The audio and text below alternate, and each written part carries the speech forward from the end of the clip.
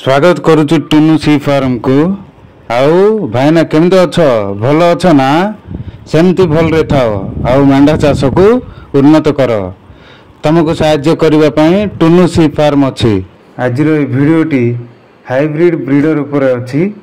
क्यों हाइब्रिड जंतु रखिले अल्प समय भितरे बहुत लाभ आसीबो। तेणु प्रथम आसी नेलूर जुड़पी। यही नेलूर जुड़पी आंध्र प्रदेश रो नेलूर जिले में देखा मिले। यह देखा बहुत लंबालिया, छोट चुट्टी सहित लंबा लंबा कान रही थाए। ता देह पूरा धला रंगर होइथिबा बेले गोड़ कान मुह कला रंगर होता है एवं गार टाणिला भली देखा जाई तांती। यह देखा बहुत सुंदर। यह भारतर सबुठारु लंबा मेंढारे गणा जाए। भारतर समस्त जगार यह लोके पोषिकी रखी थांती एवं ब्रीडर खास करके ब्रीडर भाव में लोके याकू जानी थांती। किंतु आजिकल यार चाहिदा ओडिशा रे एते मात्रा रे बढ़िलानी जे कोनोसी जगह जे कोनोसी एरिया रे देखिबाकू मिलुची एई जंतु नेलूर जुड़पी। जुड़पी मेंढा माई मेंढा जोड़ा 14 मासरे 2टी छुआ देई थाए एवं यही मेंढा चाष करने द्वारा चाषी बहुत लाभ पाई थांती। कारण यार चाहिदा एते मात्रा रे रही।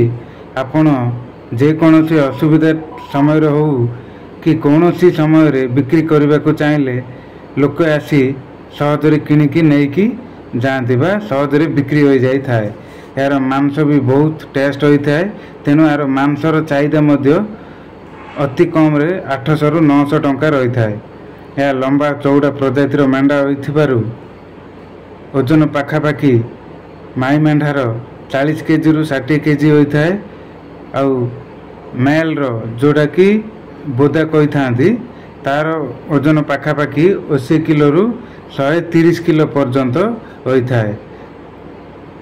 यार उच्चता 42 इंची रु 44 इंची आउ चौड़ा लंबा जोड़ा 46 इंची रु 54 इंच पर्यंत होता है।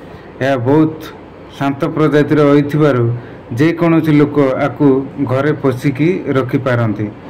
यही मेंढार रेट बहुत अधिक होता है। यह पाखापाखि 30,000 रु 1,10,000 पर्यंत आमे गूगल यूट्यूब वीडियो माध्यम रे देखिबाकू और सुनिबाकू आसुछे। यार डिमांड बहुत अच्छी जोड़ा कि बकरी ईद रे याकू लोके बहुत रेट देकी किणंती। यही वीडियोटी केवल नेलूर जुड़पी मेंढा बोदा उपरे थिला। वर्तमान अंगुल ब्रीड उपरे कहबी। ये जो वीडियो देखुचंती ये वीडियोटी अंगुल हाइब्रिड मेंढा। अंगुल हाइब्रिड मेंढा आंध्र प्रदेश राज्यर अंगुल जिले रे देखिबाकू मिले। अंगुल हाइब्रिड मेंढा सबु पाणीपाग रे शीत खरा सबु पाणीपाग रे भलरे चली पारंती। यार रोग प्रतिरोधक शक्ति बहुत भल होइथिबा जोगु बा भल थिबा जोगु से सहजरे ताकू ठंडा जर खास एई भलिया रोग किछि होई न थाए एवं यार उच्चता 43 इंच लंबा 48 रु 56 इंच होई थाए। यार ओजन पाखापाखि 40 रु 60 किलो माई मेंढा एवं 60 रु 120 केजी मेल मेंढा होई थाए। जोटा कि ब्रीडर बा फाइटर भाव में जो मान व्यवहार करुँच से पाखापाखि 60 रु 120 केजी होता है। यही अंगुल हाइब्रिड मेंढा को किपरि चिन्हबे?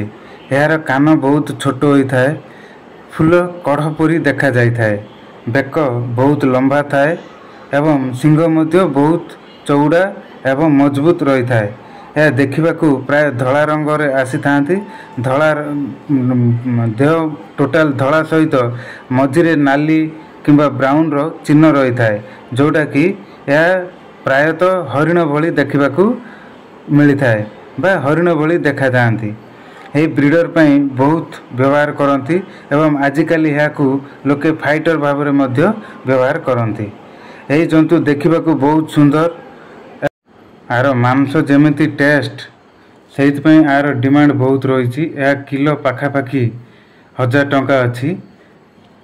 किंतु आर मांस बहुत टेस्ट होइथिबा जोगु आर डिमांड भी से भाव में रोची। तेणु यही ब्रीड होची अंगुल ब्रीड। ବର୍ତ୍ତମାନ ବ୍ରିଡ୍ ଆସିଲା ଚେନ୍ନାଇ ବ୍ରିଡ୍। ଏହି ଯେଉଁ ଚେନ୍ନାଇ ହାଇବ୍ରିଡ୍ ମେଣ୍ଢା ଏହା କେବଳ ଚେନ୍ନାଇରେ ହିଁ ଦେଖିବାକୁ ମିଳେ। ଏହା ବହୁତ ଶକ୍ତ ଓ ଟାଣୁଆ ହୋଇଥିବାରୁ ଏହାକୁ ଲୋକେ ପ୍ରାୟ ଫାଇଟର ଭାବରେ ବ୍ୟବହାର କରିଥାନ୍ତି। ସେ ନାଁ ଅନୁସାରେ ପଇସା ଫାଇଟର ହୋଇଥିବାରୁ ତାର ରେଟ୍ ପାଖାପାଖି ଲକ୍ଷେ ଟଙ୍କାରୁ 4 ଲକ୍ଷ ପର୍ଯ୍ୟନ୍ତ ରହିଛି। ଆପଣ ଏହାକୁ କେବଳ ଫାଇଟରରେ ହିଁ ବ୍ୟବହାର କରିବା ପାଇଁ ନେଇପାରିବେ, ନଚେତ୍ ମାଂସରେ ବି ଇଏ ବ୍ୟବହାର କରାଯାଏ। ଏହା କେବଳ ପ୍ରାୟ ଚେନ୍ନାଇ ଆନ୍ଧ୍ରପ୍ରଦେଶରେ ଦେଖିବାକୁ ମିଳିଥାଏ। ମୋର ଏହି ଭିଡ଼ିଓଟି ଆପଣମାନଙ୍କୁ ଭଲ ଲାଗିଲେ ଲାଇକ୍, ସେୟାର, କମେଣ୍ଟ କରନ୍ତୁ। ଜୟ ଜଗନ୍ନାଥ, ଜୟ ଯବାନ, ଜୟ କିଷାନ।